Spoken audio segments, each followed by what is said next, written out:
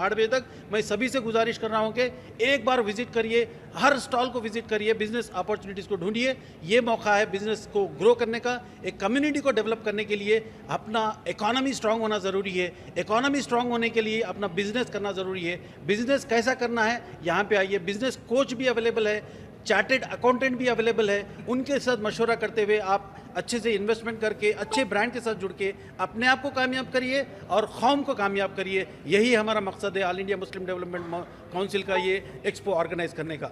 बहुत बहुत शुक्रिया। सर, इस एक्सपो में कितने कंपनीज ने जो है हिस्सा लिया?